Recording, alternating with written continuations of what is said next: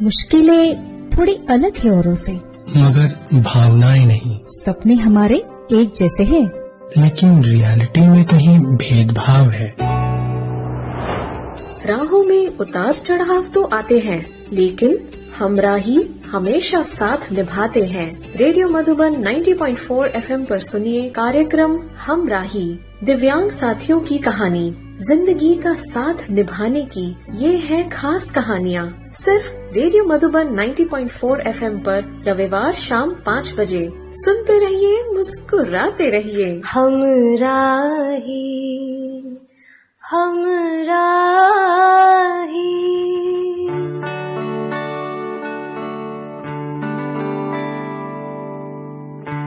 Radio Madhuban सुनने वाले सभी श्रोताओं को संदीप त्रिवेदी का प्यार भरा नमस्कार। श्रोताओं, हाजिर हूँ आप सबके लिए अपना और आप सबका पसंदीदा प्रोग्राम लेकर के, जिसका नाम है हमराही। जी हाँ, हमराही वही प्रोग्राम जिसमें कहानियाँ होती हैं दिव्यांग साथियों की, जिसमें कहानियाँ होती हैं जीवन साथी की तलाश में आने वाली चुनौतियों की, और जीवन साथी मिलने के बाद किस प्रकार जीवन आगे बढ़ाया जाता है, कितना आसान होता है, कितना मुश्किल होता है। और ऐसे में अगर जब पति पत्नी दोनों ही बेरोजगार हों तो उसके बाद परिस्थितियां कैसी होती हैं। आज का कार्यक्रम कुल मिलाकर के इन्हीं सब बिंदुओं पर आधारित है। और पिछले कुछ कार्यक्रमों से आप देख रहे हैं लगातार इस तरह की कहानियां आ रही हैं। हम क्या करें साथियों, संयोग ही कुछ ऐसा बन रहा है कि पहले आपने पंडित रामशरण पाराशर जी और उषा जी को सुना, फिर आलोक शर्मा जी और नीतू जी को सुना, और आज हमारे साथ जो मेहमान जुड़ रहे हैं वो एक छोटा सा गुजराती परिवार है। राजकोट गुजरात से हमारे साथ शामिल हो रहे हैं आज के इस कार्यक्रम में कल्पेश कारेलिया सर एवं अक्षिका कारेलिया मैडम। तो कल्पेश जी और अक्षिका जी, आप दोनों का हार्दिक स्वागत है, अभिनंदन है हमारे इस कार्यक्रम में। थैंक यू संदीप जी, और रेडियो मधुबन और रिकॉर्डिंग क्लब के सभी साथियों को हमारी ओर से नमस्कार। थैंक यू मधुबन रेडियो और संदीप जी, और हमारी ओर से भी नमस्कार जी। तो श्रोताओं, आपने सुना हमारे दोनों मेहमानों को, और आप सुन रहे हैं रेडियो मधुबन 90.4 FM। सुनते रहो, मुस्कुराते रहो, और हर किसी के चेहरे पर खुशियां लाते रहो, यही हम सब का मूल मंत्र होना चाहिए। तो कार्यक्रम को आगे बढ़ाते हैं। अक्षिका जी, सबसे पहले हमारे सुनने वालों को आप अपने बारे में कुछ बताइए जरा।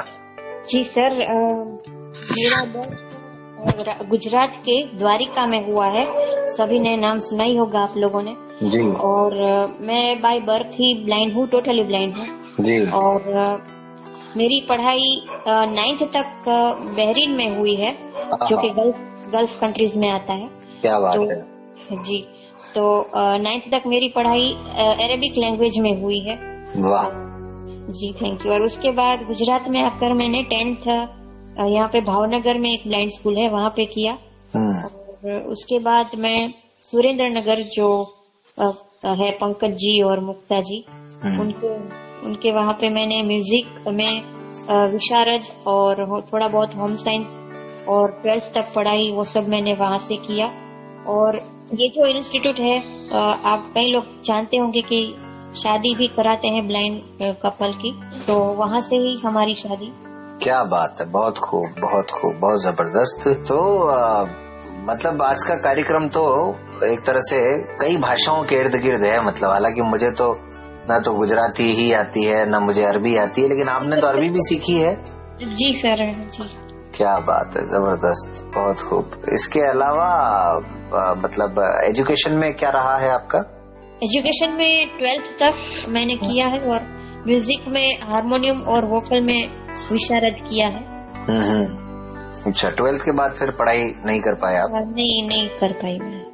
ओके, चलिए कोई बात नहीं, बहुत खूब। लेकिन जबरदस्त अनुभव बताया आपने बहरीन वाला, आगे जानेंगे आपसे इसके बारे में भी। कल्पेश जी। हाँ जी। अक्षिका जी ने तो बताया अपने बारे में, आप भी बताइए जरा। मैंने सुरेंद्र नगर में प्राथमिक शाला जो MT दोषी अंध विद्यालय है, वहाँ मैंने 1 से 7 तक पढ़ाई की है प्राथमिक स्कूल में। बाद में मैं अहमदाबाद नवरंगपुरा में आया।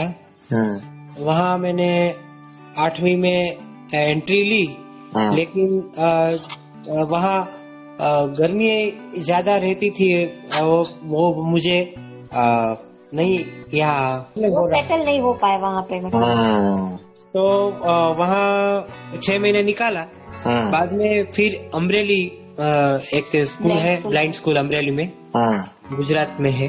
वहाँ मैंने 8 से 10 तक पढ़ाई की और बाद में संगीत भी वहाँ मैंने किया है। मतलब क्या बात है, बहुत खूब। तो आजकल क्या कर रहे हैं कल्पेश जी फिर आप?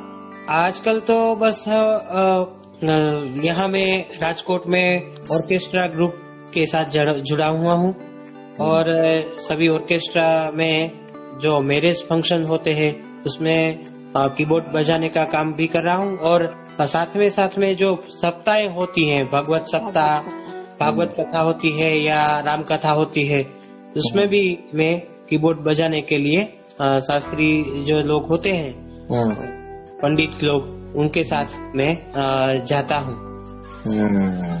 क्या बात है, बहुत खूब। तो आप दोनों ही दृष्टिबाधित हैं? जी बिल्कुल, दोनों ही टोटली ब्लाइंड है। तो अक्षिका जी, जो आपकी जो बीमारी है उसका क्या नाम है, डॉक्टरी भाषा में क्या कहते हैं इसको? सर इसका नाम तो मुझे खैर नहीं पता है, लेकिन प्रॉब्लम ये है कि जो नब्ज है वही सूखी हुई है, जो मतलब आइज का प्रॉब्लम नहीं है। तो कभी जांच वगैरह हुई डॉक्टरों के पास जाकर के? बिल्कुल, बहुत। जब मैं छोटी थी तब द्वारिका में मेरे दादाजी ने और फैमिली वालों ने बहुत ही कोशिश की, अहमदाबाद और नवसारी और बॉम्बे पे मतलब बहुत कोशिश की, लेकिन कुछ हो नहीं पाया। डॉक्टरों ने बोल दिया कि इसमें कुछ नहीं हो सकता। अच्छा अक्षिका जी, ये द्वारिका तो धार्मिक नगरी है। जी सर। तो मतलब ये धर्म के हिसाब से भी कई जगह प्रयास हुए होंगे आपकी आंखों की रोशनी आ जाए, ऐसा भी कुछ रहा या नहीं?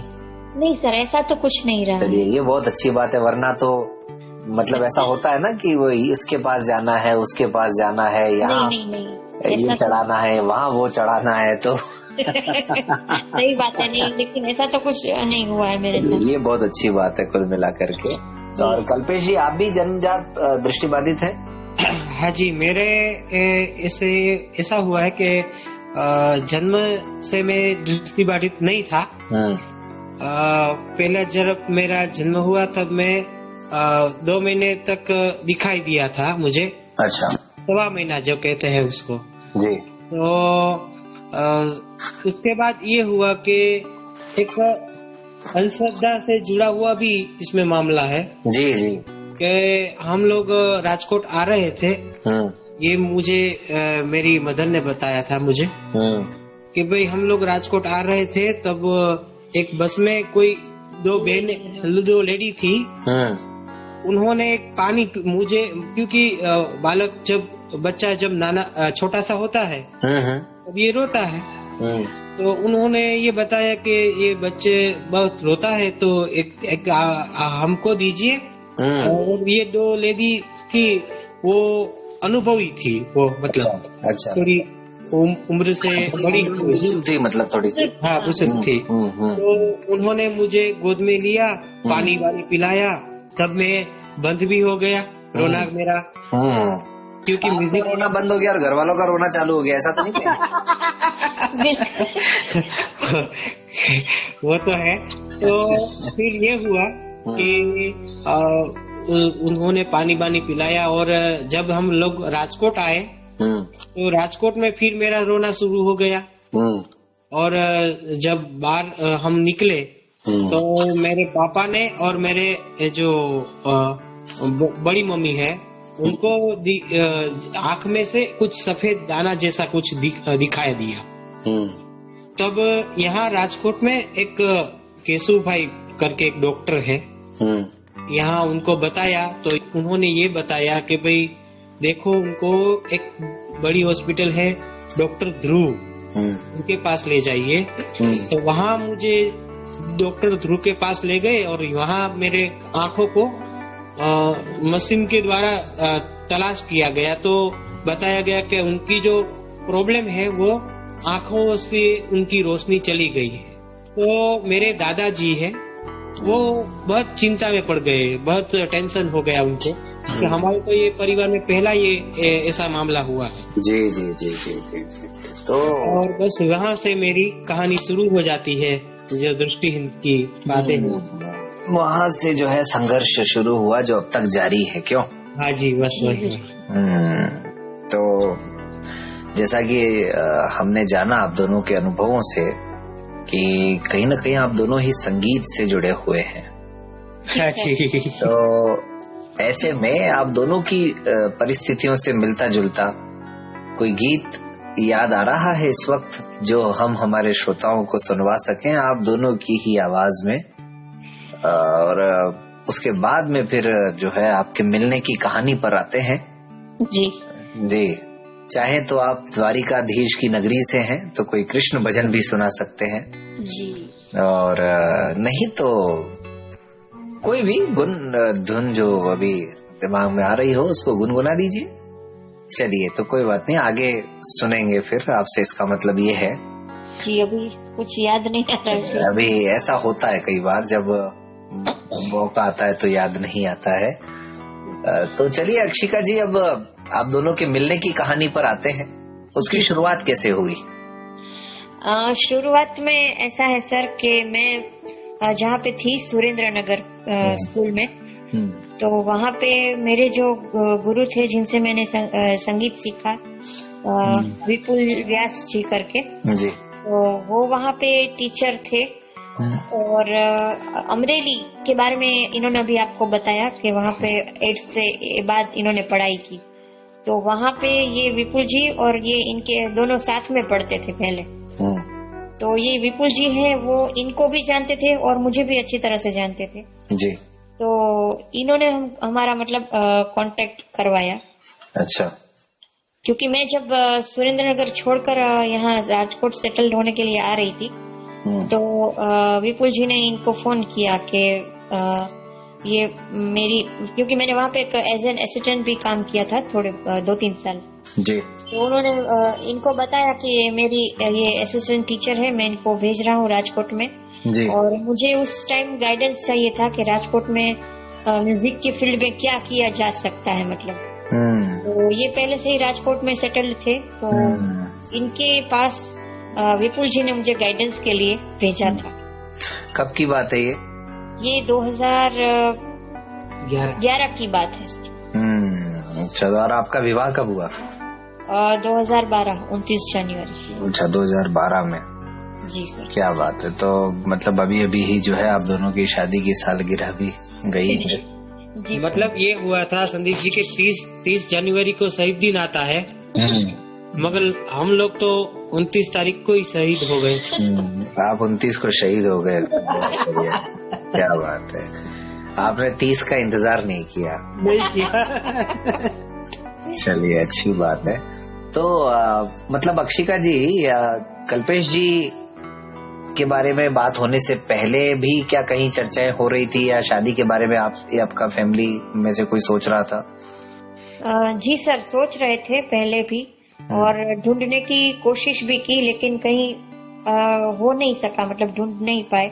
लेकिन मेरा विचार तो ये था पहले, जब मैं सुरेंद्र नगर में थी तब, कि मुझे अगर जॉब मिल जाएगी, क्योंकि मैं उस टाइम में म्यूजिक कर रही थी और मेरा विचार तो ऐसा था कि इसी में मुझे जॉब लेना है।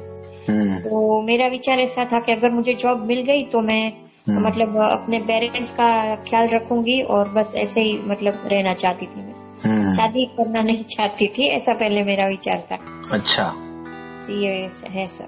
नहीं तो जब विचार चल रहा था तो कहीं पे चर्चाएं भी हुई थी क्या? चर्चाएं तो हुई थी, 1-2 रिश्ते भी देखे, लेकिन वो नहीं ठीक थे। मतलब वो टाइटेड थे या ब्लाइंड ही थे? ब्लाइंड ही, एक ही रिश्ता था, ब्लाइंड थे। और कभी ऐसा ख्याल नहीं आया किसी के भी मन में, फैमिली में आपके, कि भाई मतलब लड़की तो ब्लाइंड है, जो पति हो वो साइटेड होना चाहिए, या थोड़ा सा मतलब? नहीं, ऐसा है इसमें कि मेरी मदर जो है वो मतलब मुझे बहुत सपोर्टेड है पहले से। जी जी जी। तो उनको ये पता था कि हमारी बच्ची ब्लाइंड है तो उसको इसके जैसा ही मिलेगा तो वो ठीक से रह पाएगी, उनका ये विचार था। और पढ़ाई में भी ऐसा हुआ था संदीप जी। बहरीन में जब मुझे एक स्कूल में भेजने की बात आई थी तब मेरे बाकी जो फैमिली मेंबर्स हैं मेरे यहाँ तक कि मेरे फादर भी और उनके बड़े भाई और वो सब, वो ऐसा मानते थे कि ये तो ब्लाइंड है, ये क्या करेगी, क्या पढ़ेगी, ये इसको घर में रहने दो, एक कोने में बैठेगी, खेलेगी। तो ये विचार था। लेकिन मेरी मदर ने संघर्ष करके सबके साथ और कुछ भी करके मतलब मुझे पढ़ाया। इस हिसाब से उसकी वजह से मैं यहाँ पर मतलब जो भी पहुँच पाई हूँ मैं आज उनकी वजह से। कभी आपके दिमाग में आया अक्षिका मैम कि मैं मम्मी से ये प्रश्न पूछूं, जैसे आपने कहा कि माताजी का यही मानना था जी कि आपका जीवन किसी दृष्टिबाधित के साथ ज्यादा अच्छा हो सकता है जी, तो कभी मन में आया आपका ये प्रश्न पूछने का कि मैं पूछूं मम्मी ऐसा क्यों है, मतलब साइटेड के साथ क्यों नहीं हो सकता या किसी और के साथ क्यों नहीं हो सकता है? उनका मानना ये था, मैंने पूछा तो नहीं लेकिन हम जब कभी बातें करते थे तो वो मुझे बताती थी कि मैं देखती हूँ कि मतलब जो साइटेड लोग होते हैं वो अगर मतलब ऐसा होता नहीं है, लेकिन तो उनका मानना था कि वो कभी क्या कर देंगे तुम थोड़ी देख पाओगी, तुमको कैसे पता चल सकेगा, और तुम थोड़ी 24 कलाक उनके पीछे घूम सकते। असुरक्षा की कहीं ना कहीं भावना मतलब उनके हिसाब से थी। जी सर। जी जी जी, चलिए बहुत खूब। तो जब मतलब प्रस्ताव आया कल्पेश जी की तरफ से आया होगा मेरे ख्याल से, तो सर उसमें ऐसा हुआ था, मैं आपको अब भाई आप नहीं बताओगे तो क्या करें, मुझे निकलवाना पड़ेगा ना। जी। तो जब मैं सुरेंद्र नगर छोड़ रही थी और उस टाइम मैं मतलब अपना सामान लेने मैं और मेरी सिस्टर आए हुए थे जी। तो वो सामान लेने के बाद हम लोग जो मैंने आपको बात किया ना विपुल जी के बारे में जी, उनके घर गए और मैंने जब बात किया गाइडेंस के बारे में जी, तो विपुल जी ने सीधा इनको फोन लगाया और इनको बोला, और उन्होंने फोन उस टाइम स्पीकर रखा था इसलिए हम सुन पाए ये सब। जी जी जी। उन्होंने बताया कि भाई मैं ऐसे अपनी एक असिस्टेंट है उसको वहाँ भेज रहा हूँ, आप उनको गाइडेंस कीजिएगा। तो उन्होंने बताया कि वो तो सब ठीक है सर, लेकिन हमें हमारी लाइफ के बारे में भी कुछ अब सोचना पड़ेगा ना इसका। गाइडेंस वाइडेंस तो होती रहेगी, या तो शादी की उम्र हो गई है जी। मतलब पता चला कि गाइडेंस भी दे दी और हुआ कुछ नहीं।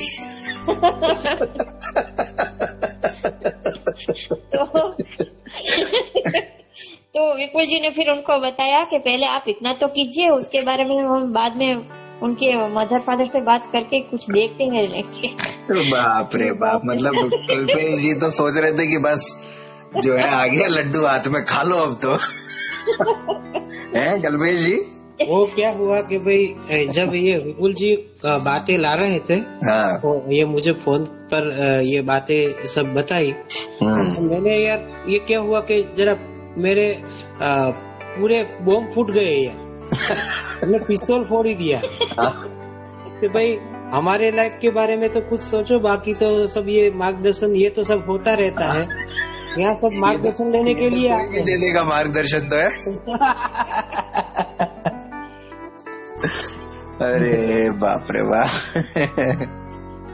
आपने हाँ कहीं इसीलिए तो नहीं की थी कल्पेश जी कि भाई मार्गदर्शन तो देना ही है, हो सकता है कि मतलब अपना काम भी हो जाए, ऐसा तो नहीं था? नहीं ऐसा भी नहीं हुआ था, क्योंकि संदीप जी पहला तो ये तो सब विपुल जी के साथ मेरा हम लोग मित्र में है, फ्रेंड्स है, तो ये तो सब ये तो होता था, मजाक की बातें तो होती थी हमारी। लेकिन उन्होंने मुझे बताया कि देखो ये मेरी यहाँ असिस्टेंट है और उनको स्कूल के या ऑर्केस्ट्रा जो भी कोई प्रोग्राम है तो क्या करना चाहिए राजकोट में म्यूजिक के फील्ड में। हाँ, तो मुझे इस समय बताया गया था कि उनको स्कूल में जॉब ढूंढनी है।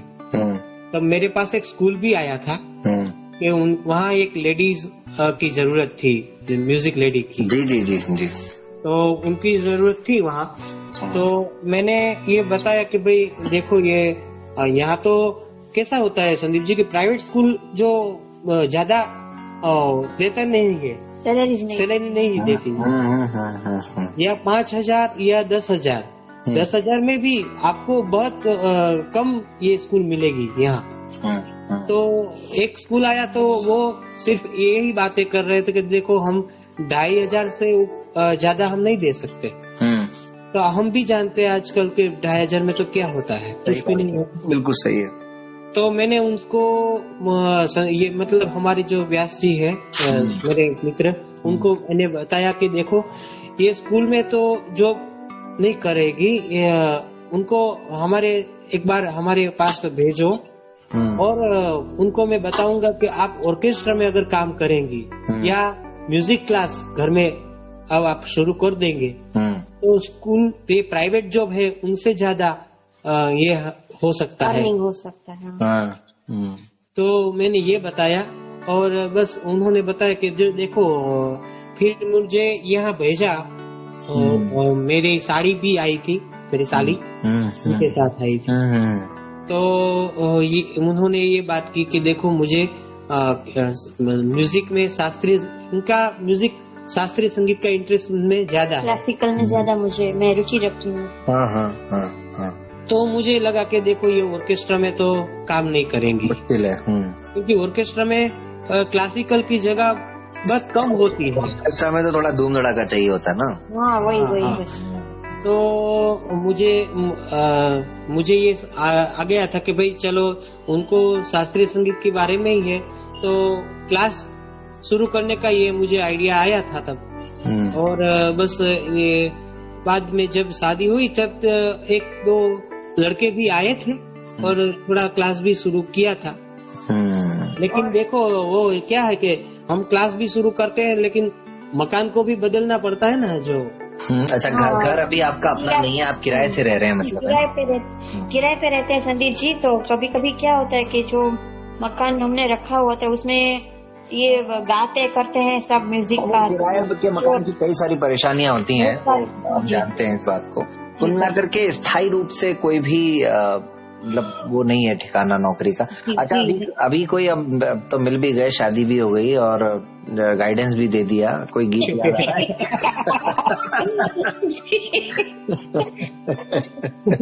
जी, तो कोई आ रहा है गीत इस सिचुएशन पर?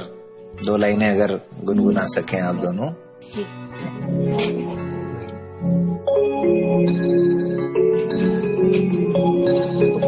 कीबोर्ड कल्पेश जी खुद बजा रहे हैं जी।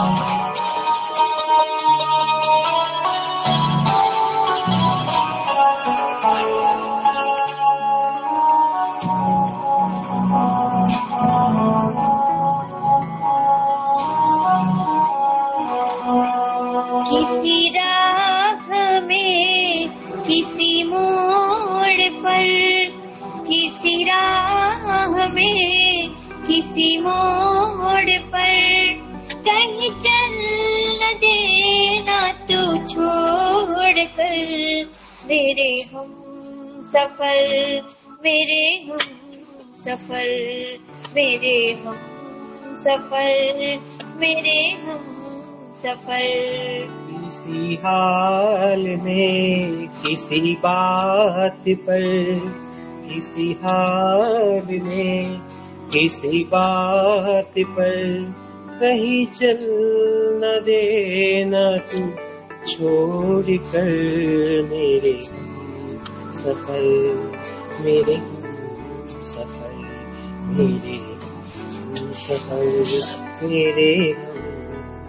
वाह, बहुत खूब, जबरदस्त, क्या बात है। तो ये मतलब आप दोनों का एक दूसरे से वादा भी है।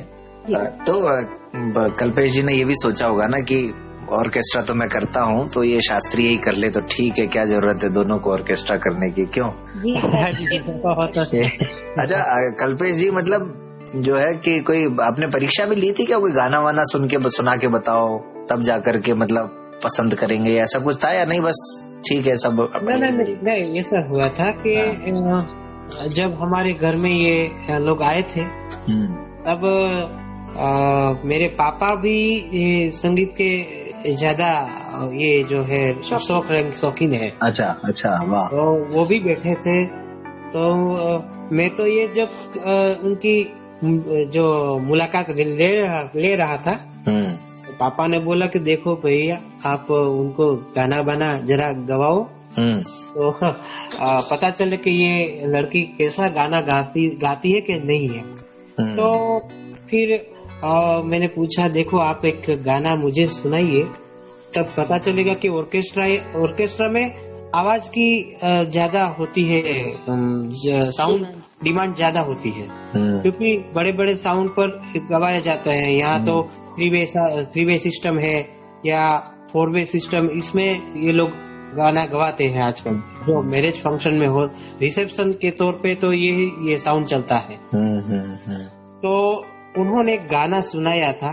पहला गाना था उनका, आपकी नजरों ने समझा प्यार के काबिल मुझे। वाह क्या बात है, क्या बात है।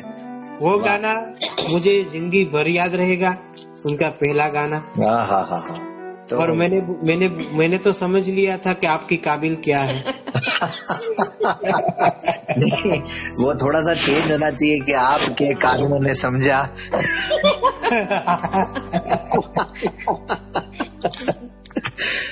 तो अक्षिका जी सुना दीजिए फिर 2 लाइनें।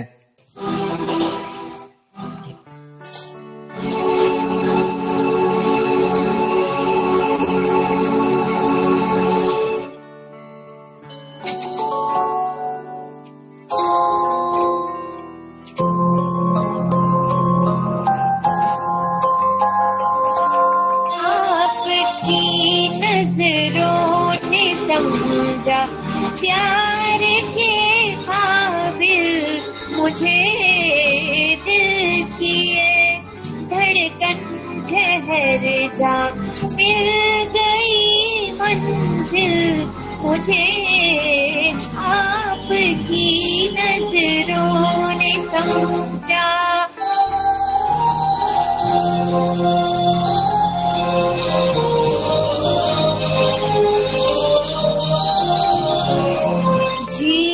हमें मंजूर है आपका ये फैसला, जी हमें मंजूर है आपका ये फैसला, कह रही है हर कदर पर हंस के अपनी जिंदगी में कर लिया मुझे, दिल की धड़कन ठहर जा, मिल गई मंजिल मुझे, आपकी नजरों ने समझा। बहुत जबरदस्त समझा। और तक मतलब इसी सिलसिले को आगे बढ़ा रहे हैं आप दोनों, ये बहुत अच्छी बात है। और ये कहीं ना कहीं हम सब का भी बहुत फेवरेट गीत है। तो गीत की बात हुई, अक्षिका जी क्या आपने भी कभी ख्वाहिश जताई थी कि भाई मैं भी कुछ सुनूं? उसकी जरूरत नहीं पड़ी? नहीं सर, उसकी जरूरत नहीं पड़ी, क्योंकि जब मैं इस गाने के बाद हमने इनको एक मैंने और मेरी सिस्टर ने गरबा सुनाया था। अच्छा। उसके साथ वो मतलब गुनगुना रहे थे, तो मुझे तभी पता चल गया। अच्छा कि बढ़िया कि तभी मतलब कि ठीक है गाना वाना आता है, मतलब आपने समझ लिया।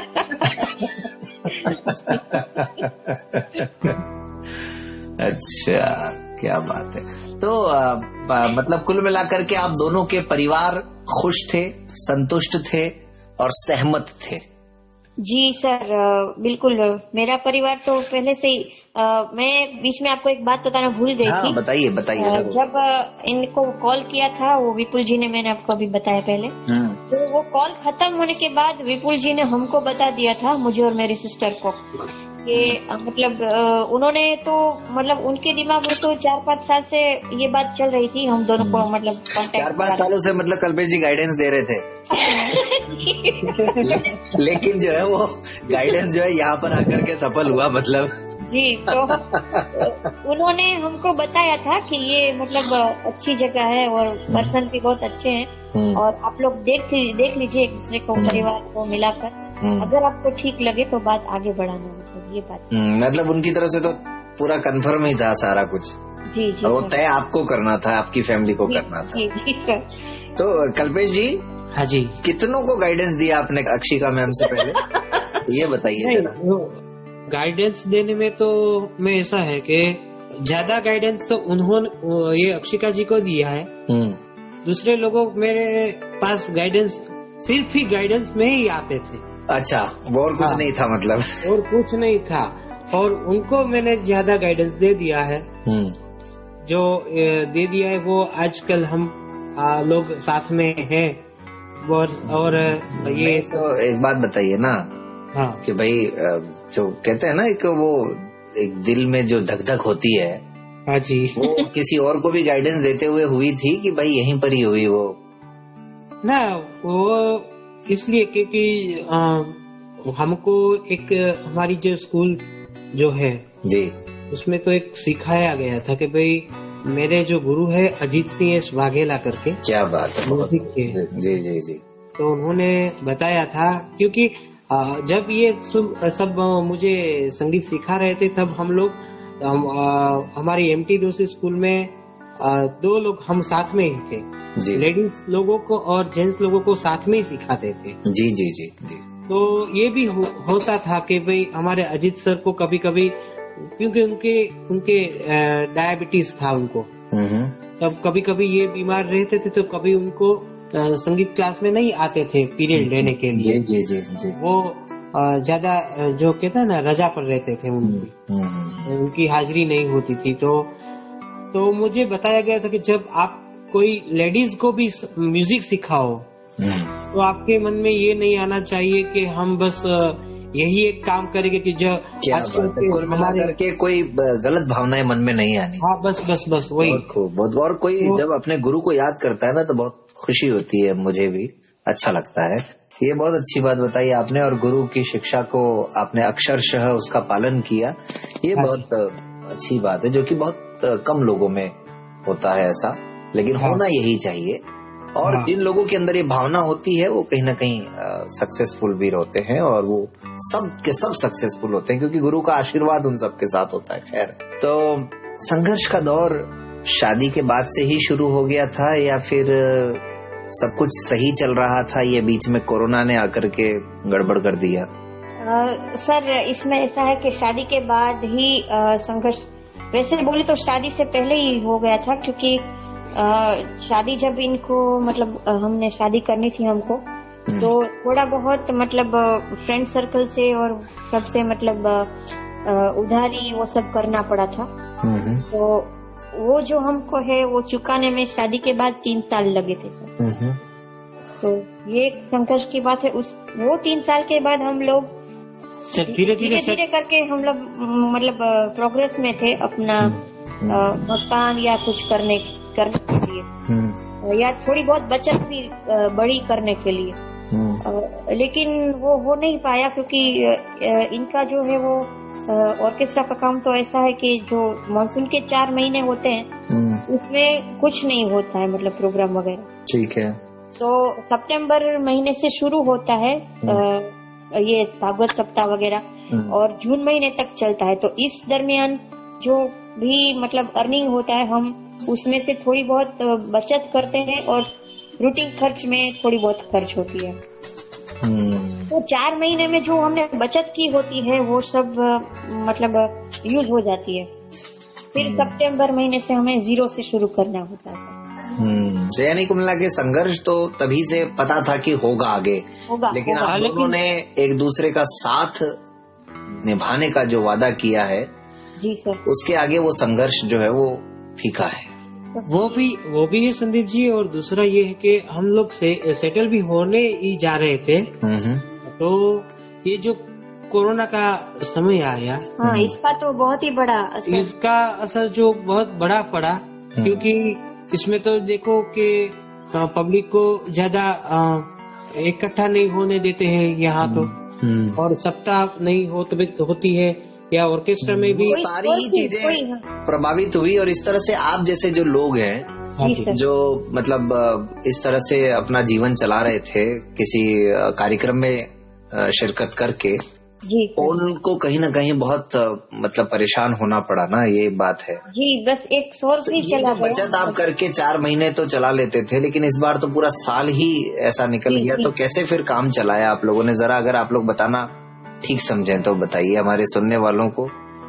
सर, ऐसा है कि अभी यहाँ पे गुजरात में कई लोग ऐसे हैं जो गवर्नमेंट जॉब वाले होते हैं, ब्लाइंड कपल्स जी, और ब्लाइंड फ्रेंड्स, तो जिनको हमारी परिस्थिति का पता था, उन्होंने जिनसे जितना हो सका उतना हमको हेल्प किया है अपनी ओर से जी। तो जैसे तैसे करके चल रहा है सर। फिर यहाँ तो ऐसा है संदीप जी कि ये तो शहर है राजकोट, तो उसमें क्या होता है कि जो किराए का मकान होता है, तो वहाँ मकान मालिक जो होते हैं वो हम थोड़ा कम भी किराया दे, या तो वो ये लोग ये सोचते हैं कि आप खाना बाना कम खाइए, मतलब हमारा किराया जो है वो पहले दे दीजिए। अच्छा, यानी किराएदारों का तो खैर वो मकान मालिक का थोड़ा सा ऐसा ही रहता है। और एक प्रॉब्लम वो हमने ये मतलब एक्सपीरियंस किया सर कि ब्लाइंड होने की वजह से जल्दी से कोई मकान नहीं मिलता। ये बड़ी समस्या है, बहुत गंभीर विषय है ये श्रोताओं। आप समझिए कि अगर कोई व्यक्ति दृष्टिबाधित हैं, पति पत्नी हैं, तो उनका क्या कसूर है, लेकिन लोग इस आधार पर उनको मतलब मकान देने तक से कतराते हैं। ये थोड़ा सा सोच में परिवर्तन लाने की आवश्यकता है, क्योंकि हम ये सोचते हैं संदीप जी कि अगर और कोई प्रॉब्लम हो तो इसका तो हम सॉल्यूशन भी निकाल सकते हैं, लेकिन इसका क्या किया जा सकता? वो लोगों ने एक दुर्भावना मन में मतलब ऐसी उनके घर कर गई है। जी जी, ये बहुत ही गलत है। लेकिन ये और संदीप जी दूसरा तो ये है कि हम जब कोई भी किराए का मकान लेते हैं तब हमको ये कहना पड़ता है कि देखो आप उन लोगों को एक ये होती है बात के ये लोग साफ सफाई रखेंगे या कोई ये छोड़ देंगे, कोई गिर गए या दुर्घटना हो गई तो ये हम पर आ जाएगा सब, या ऐसे 2-3 रीजंस हो सकते हैं। मतलब वही मतलब जो कहते हैं ना कि जागरूकता की कहीं ना कहीं कमी है। इसीलिए मैं हमेशा से यही बात मानता हूँ, कहता हूँ कि मतलब हमारे अपने समाज को जागरूक करने से ज्यादा जरूरी है कि हम ये मुख्य धारा का जो समाज है ना उसको जागरूक करें। जी बिल्कुल बिल्कुल। फिर उनको ये भी बताना पड़ता है मकान मालिक को, देखो आप हमें एक बार मकान दे दीजिए, 2 महीने या 3 महीने के बाद हम फिर अगर मकान को हमें बदलना है तो ये जोखम हमें उठाना है। हम ब्लाइंड लोग हैं तो हमें जोखम चांस दीजिए हमको, मतलब तो उनको डेमो बताना पड़ता है कि ये लोग साफ रखते हैं। बताइए, बड़ा मुश्किल है। लेकिन यहाँ पर प्रश्न ये उठता है अक्षिका जी। जी सर। कि खासकर महिलाएं और उनके फैमिली के लोग इस बात की चिंता करते हैं, समझते हैं कि भाई शादी के बाद लड़की का जीवन जो है वो कैसा रहेगा, उसको तकलीफ तो नहीं होगी। आप जब ये बता रही हैं कि संघर्ष कहीं ना कहीं शुरू से था, जी सर, फिर भी आपकी फैमिली को या आपको कभी लगा नहीं कि यार आगे चल के कैसे काम चलेगा, कैसे होगा, ये बात कभी मन में नहीं आई? वो सर इसलिए नहीं आई क्योंकि उसके पीछे एक छोटी सी स्टोरी है। हाँ बताइए। शादी से पहले जब हमारा मतलब शादी फाइनल हुई तो मेरी फैमिली वाले गए थे इनके घर पे देखने के लिए जी। तो उस वक्त क्योंकि पहले मैं सच कबूल करूं तो मुझे पहले खाना बनाना या कुछ नहीं आता था शादी से पहले। जी जी जी जी, जी। तो मेरे फादर ने, उनका मतलब स्वभाव थोड़ा स्ट्रिक्ट है जी। तो उन्होंने जब वहाँ देखने के लिए गए थे तो उनको बताया था सबको कि मेरी बेटी है वो अर्निंग करने में आपके बेटे को जरूर हेल्प करेगी, लेकिन वो खाना कभी नहीं बनाएगी। अच्छा। जी, ऐसा बोल दिया था मेरे फादर ने। और तो ये मेरी देवरानी है, तो उन्होंने कहा था कि भाई ये रसोई नहीं आती इसको, तो ये क्या करेंगे ये लोग, मतलब।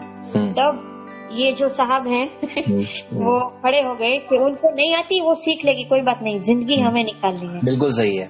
तो वहाँ से मेरी मदर और सभी को मतलब ये विश्वास हो गया था कि कुछ भी हो जाए ये इनको भूखी नहीं रखेंगे या दुखी नहीं रखेंगे। ये बात सुनकर के मतलब आपके पिताजी भी प्रभावित हुए जी। जब ये बात ठीक है, कल्पेश जी को तो गाइडेंस तो देनी थी चाहे गाने की दो चाहे खाने की दो। नहीं, वो क्या है संदीप जी के मेरे मित्र है विपुल व्यास, जो उन्होंने उनका जो गुरु है वो।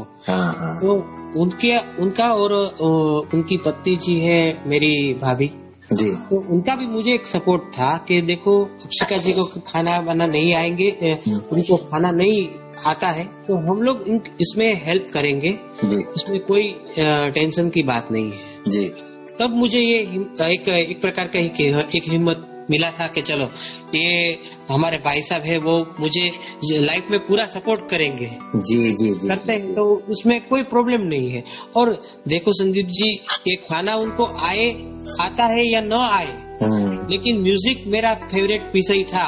मुझे तो यही एक बात है कि आपको संगीत के रूप में खाना मिल ही गया वैसे ही क्या? हाँ, बस बस बस बस संगीत की साधना करने वाला व्यक्ति मिल गया तो खाना बनाना कोई महत्वपूर्ण बात नहीं है। और दूसरी बात ये कि उन्होंने जब पहली मेरी मुलाकात थी तब उन्होंने मुझे एक तबला, ये आजकल लेडीज लोग तबला कम बजाते हैं संदीप जी। हाँ हाँ हाँ, ये हमने भी काफी कम सुना है। और तो अजमेर में देखा है हमने एक आध व्यक्ति को जी। तो उनके पास एक बहुत अच्छा ये हुआ कि भाई म्यूजिक में उनको तबला बजाना आता है।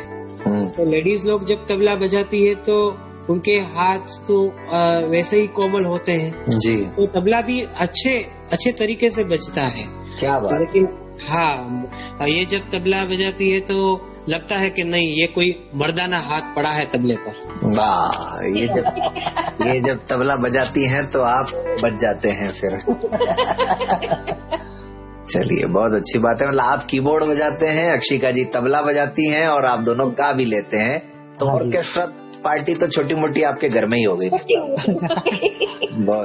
हम हमारे घर पे तो करते हैं, लेकिन मकान मालिक बर्तन बजा देते हैं तो काम पूरा हो गया।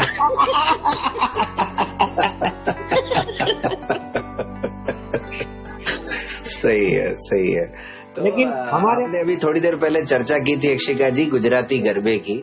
जी सर। गुजराती परिवार है और जो है अच्छा माहौल है जी तो सर। थोड़ा सा गरबे की भी झलक हो जाए हमारे सुनने वालों के लिए। जी बिल्कुल सर। जी।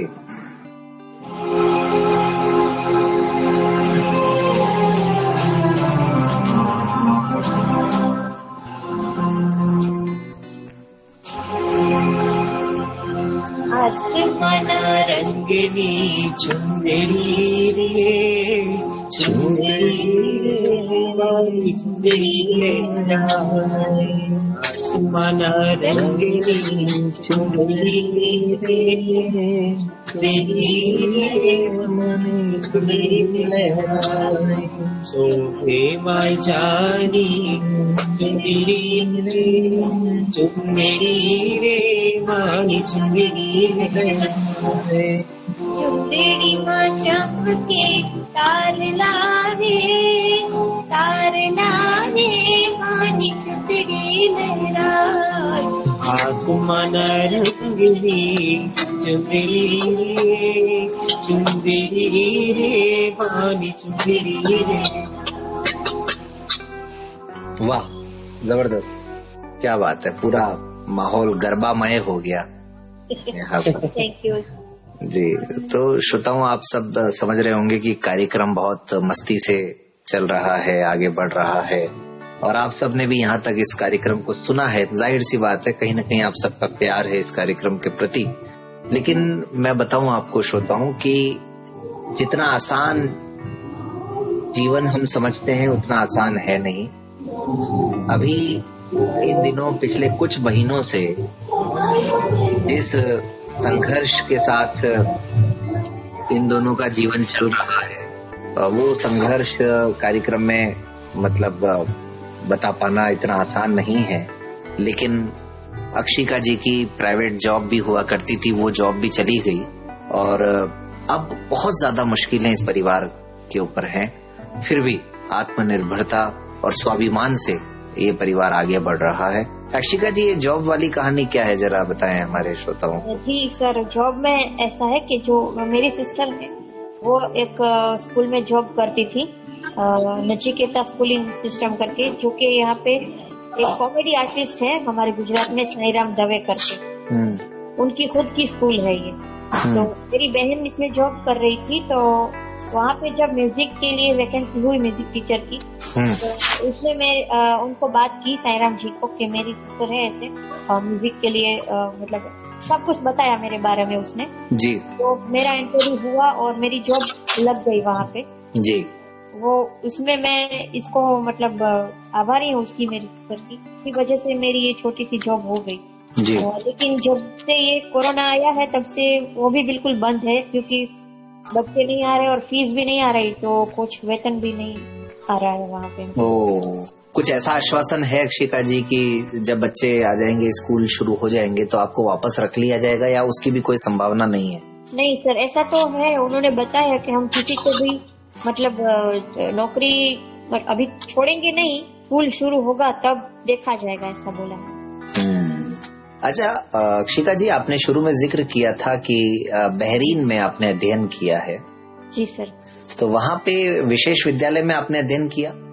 जी, ब्लाइंड स्कूल है वहाँ पे। तो वहाँ के विद्यालयों में, और आपने गुजरात में विद्यालय देखे होंगे, हो सकता है गुजरात के बाहर तो आपका जाना नहीं हुआ होगा इंडिया में। नहीं। लेकिन बहरीन में और गुजरात में आप क्या परिवर्तन आपने देखा? वहाँ पे स्थिति क्या थी और यहाँ क्या है? थोड़ा सा ये भी श्रोताओं को सुनना जरूरी है। जी सर, बिल्कुल।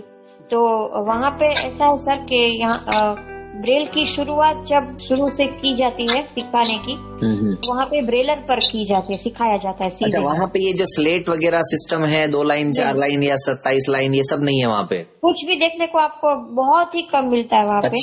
अच्छा। तो बच्चा ब्रेलर, जैसे पहली क्लास के बच्चे को हमारे यहाँ कीबोर्ड वगैरह सिखाया जाता है जी, वहाँ पे कुछ नहीं ऐसा? नहीं, बस ब्रेलर से ही सिखाया जाता है सीधे। अच्छा।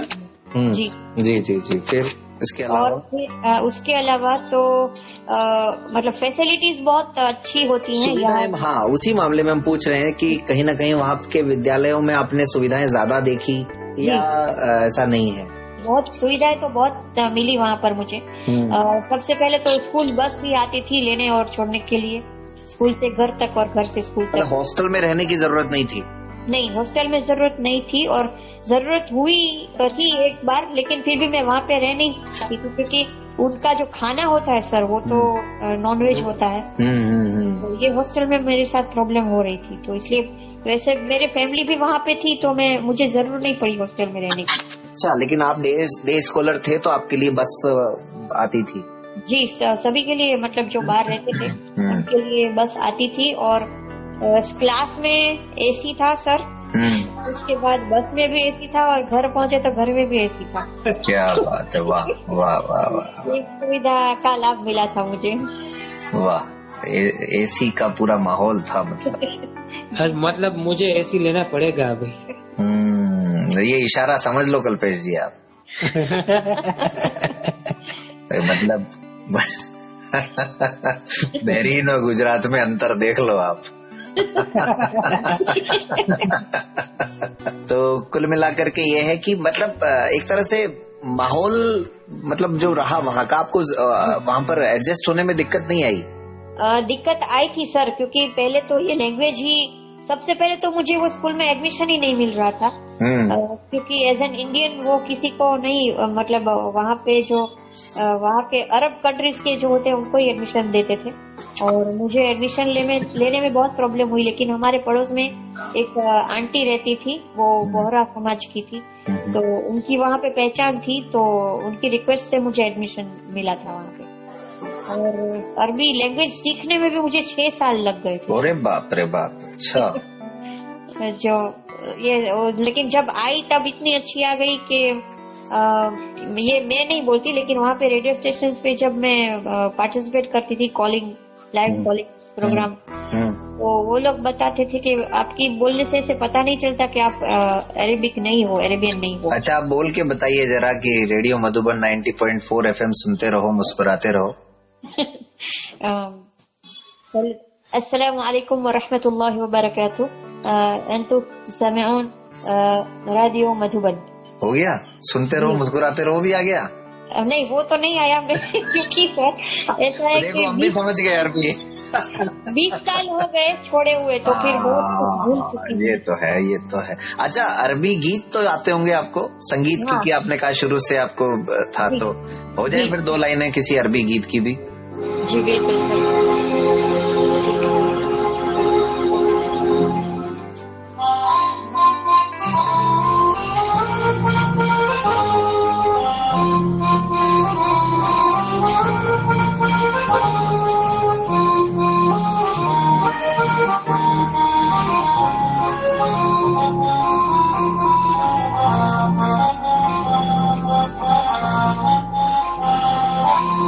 حبيبي يا نور العين يا ساكن خيالي، عاشق بقال سنين ولا غيرك في بالي. حبيبي يا نور العين يا ساكن خيالي، عاشق بقال سنين ولا غيرك في بالي. حبيبي حبيبي حبيبي يا نور العين، حبيبي حبيبي حبيبي يا نور العين، حبيبي يا نور العين يا ساكن خيالي، عاشق بقال سنين ولا غيرك في بالي. वाह, बहुत जबरदस्त। तो वहाँ पे आपके जो दोस्त वगैरह बने थे उनसे संपर्क में हैं आप आज भी या नहीं? आप किसी से कोई संपर्क नहीं है? अब तो बिल्कुल ही संपर्क छूट गया वहाँ से। कभी मतलब क्या परिस्थितियों की वजह से नहीं हो पाया या फिर मतलब वहाँ के लोगों में इस तरह की भावना नहीं थी, क्या वजह है? नहीं, परिस्थितियों की वजह से भी नहीं और वो कोई भी रीजन नहीं है, लेकिन पता नहीं, अब पहले थोड़ा बहुत संपर्क था, लेकिन वहाँ पे अभी बहुत कुछ चेंजेस हो गए नंबर्स में, और तो इसकी वजह से मुझे कुछ मिल नहीं पाया संपर्क। वाकई में बड़ा मतलब परिस्थितियां बड़ी ही आप दोनों की ही जो है वो अजीब सी रही हैं, और वो संघर्ष का दौर आज भी जारी है। कार्यक्रम के अब बिल्कुल अंतिम हिस्से में हैं हम लोग, अक्षिका जी। जी सर। और आपने जो एक जिक्र किया था, मैं चाहूंगा थोड़ा सा 2 मिनट उस पर भी चर्चा हो जाए, ताकि हो सकता है आज का ये कार्यक्रम सुन करके, क्योंकि हमारा प्रयास रहता है कि हर किसी के मतलब का कुछ न कुछ हो हमारे इस हमराही कार्यक्रम में, इस गुलदस्ते में। तो आपने बताया एक फैमिली के बारे में, जो फैमिली विवाह कार्य में लगी हुई है, दृष्टिबाधितों का विवाह वो करवाते हैं। जी सर। तो क्या प्रक्रिया है, कितना माहौल मतलब कैसा रहता है, और किस तरह से वहाँ पे जीवन साथी को ढूंढने में मदद की जाती है, थोड़ा सा ये बताएं। जी सर। जो सुरेंद्र नगर है वहाँ पे एक इंस्टीट्यूट है, प्रज्ञा चक्षु महिला सेवा कुंज, CU शाह, प्रज्ञा चक्षु महिला सेवा कुंज। और वहाँ पे जो दंपति हैं ब्लाइंड, मुक्ताबेन डगली और पंकज जी डगली, तो ये दोनों जो है वो पूरा इंस्टीट्यूट चलाते हैं, और बच्चियों को शुरू से लेकर मतलब बचपन से लेकर पढ़ाई कराते हैं, कॉलेज जो भी मतलब जहाँ तक उसको पढ़ना है वहाँ तक पढ़ाते हैं, और होम साइंस भी सिखाते हैं, म्यूजिक, कंप्यूटर, ब्यूटी पार्लर, ऐसी बहुत सारी मतलब चीजें सिखाकर उसको ये काबिल बनाते हैं कि वो समाज में कुछ अपने बल पर कर सके। क्या बात है। योग्य बनाकर उसकी शादी भी की जाती है, और शादी भी ये लोग जो लड़के होते हैं उनको पूरी तरह जांच करके, देख करके, और दोनों परिवारों को मिला करके वो ग्रुप मैरिज करवाते हैं। और उसमें भी जो चीजें होती हैं वो सुई से लेकर अलमारी तक सभी चीजें वो देते हैं। क्या बात है, वाह। मतलब गृहस्थी बसाने में पूरा वो अपना सहयोग देते हैं। अच्छा अक्षिका जी, आपने आजकल सीख लिया खाना वाना बनाना कि नहीं? नहीं सर, मैंने सीख लिया था। जो ये विपुल जी हैं, उनकी वाइफ है। अच्छा। तो उन्होंने मुझे बहुत सपोर्ट किया ये सीखने में, और थोड़े टाइम में उनके एक आध हफ्ता रही थी, और उन्होंने मुझे जितना जरूरी था वो मैंने सीख लिया है। तो दाल चावल सब्जी वगैरह बना लेती हूँ। एक चपाती में वो सब थोड़ी तकलीफ होती है अभी भी। नहीं तो फिर आ जाए हमारी टीम खमन ढोकला खाने, फिर बिल्कुल वो बना लेते हैं आप मतलब? थोड़ा बहुत बना लेती हूँ। ये आलू पोहा बहुत अच्छा बनाती है। अच्छा, चलो पोहे खाने फिर रेडियो मधुबन की टीम आ रही है गुजरात में। जी बिल्कुल, स्वागत। फिर आपने कहा ही नहीं कि कुछ दिन तो बिताइए गुजरात में। वो तो अमिताभ जी जैसे बड़े लोग ने बोल दिया तो हमको बोलने की जरूरत नहीं है। ये भी ठीक है। तो अब बिल्कुल कार्यक्रम के अंत में मैं चाहूंगा कि आप दोनों, आपकी समाज से, हमारे सुनने वालों से अगर कुछ अपेक्षाएं हैं, कुछ संदेश है, या आप चाहें कि लोग आपसे जुड़ें, ऑर्केस्ट्रा में इनवाइट करें, तो कल्पेश जी बताएं जरा अपने बारे में। आप अपना नंबर भी चाहें तो दे सकते हैं, ताकि आपको हमारे देश भर के श्रोता जो सुन रहे हैं इस कार्यक्रम को, जो इतना प्यार देते हैं, अगर किसी कार्यक्रम में आपको इनवाइट करना चाहें तो। मैं ऑर्केस्ट्रा में कीबोर्ड बजाता हूँ, तो आप हमें भी इनवाइट कर सकते हैं या हम आपको भी इनवाइट कर सकते हैं। तो मेरा नंबर है 9925371970।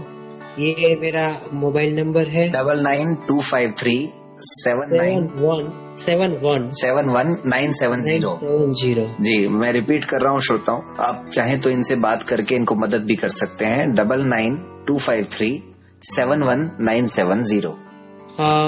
बस वही संदेश आपका कल्पेश जी, आप कुछ अपनी तरफ से अपने दिल की बात जो शायद हम नहीं पूछ पाए और आप कहना चाह रहे हो इस कार्यक्रम के माध्यम से।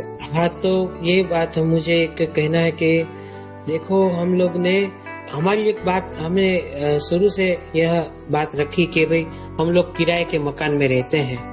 तो किराए के मकान में रहते हैं, तो आजकल ये मोदी जी की एक योजना है, प्रधानमंत्री आवास योजना जी। मैंने वहाँ 2 बार फॉर्म फिलअप किया है जी। तो पिछले साल वो ड्रॉ हो रहा है, तो उसमें भी नहीं हो रहा है, हो पाया। लेकिन अब भगवान के ऊपर हमने ये छोड़ दिया है कि बस अगर लगता है तो ये एक मकान मिल जाए तो इसमें म्यूजिक क्लास शुरू करके भी हम कुछ कर सकते हैं, क्योंकि किराए के मकान में संदीप जी हमने तो बताया कि आपकी बात कल्पेश जी। ऐसे में मैं निवेदन करना चाहूंगा हमारे उन जागरूक साथियों से जो गुजरात में हैं, कि आप लोग जो जानते हैं इस बारे में, प्रधानमंत्री आवास योजना के बारे में, तो राजकोट शहर के अगर कोई साथी हो जो एक्टिव हो और किसी भी संगठन के माध्यम से अगर इस परिवार की मदद आप लोग करवा पाए, तो मुझे लगता है आज के इस कार्यक्रम को हम सफल कह सकते हैं। तो बड़ी मेहरबानी होगी आप सबकी, कोई भी व्यक्ति जो राजकोट में हो वो इस बारे में इनकी मदद करे, क्योंकि अधिकारियों की तरफ से कई बार उदासीनता हो जाती है और अधिकारी कई बार सुनते नहीं है, ये दिक्कतें आती हैं। लेकिन जब दो चार लोग, पढ़े लिखे लोग जब जाते हैं उनके सामने, तो फिर अधिकारियों की बोलती बंद होने में भी देर नहीं लगती है। इसीलिए आप सबकी मदद की आवश्यकता रहेगी। जी अक्षिका जी, आप भी अपना संदेश दे दें हमारे सुनने वालों को। बस यही के रिकॉर्डिंग क्लब के माध्यम से जो ये प्रोग्राम हो रहा है हमराही, तो इस मैं ये चाहूंगी कि हम ब्लाइंड लोग तो सुनते ही हैं ये प्रोग्राम, लेकिन ज्यादा से ज्यादा दृष्टिवान लोगों तक ये प्रोग्राम पहुंचे और हमारी जो समस्याएं होती हैं वो उनको समझ सके, जागरूकता आए उन लोगों में। बहुत अच्छा लगा आप दोनों को आज इस कार्यक्रम में सुन करके, और आपके संगीत को भी सुना, आपकी बातों को भी सुना, आपकी परेशानियों को भी सुना, और आपकी खट्टी मीठी अच्छी यादों को भी हमने जाना। तो हमें भी अच्छा लगा कि भाई बस ये रेडियो मधुबन के अंदर माध्यम से हमें एक बहुत बड़ा प्लेटफॉर्म मिला। जी दुनिया के लोगों तक पहुंचने का। निश्चित रूप से हम उम्मीद करेंगे कि इस प्रोग्राम के बाद में आप लोगों के आने वाले जीवन में परेशानियां कम हो जाएं और आप लोग हमेशा मुस्कुराते रहें, खुशियां ही खुशियां आपके जीवन में आती रहें। तो श्रोताओं, मिलते हैं अगले रविवार फिर किसी और हमराही के साथ। तब तक रेडियो मधुबन को ट्यून इन करके रखिए 90.4 FM पर, और अपनी प्रतिक्रियाएं, सुझाव, शिकायतें देने के लिए डायल करें 94 14 15 14 15। और बस मैं भी जाता हूँ, खमन ढोकला खा के आता हूँ।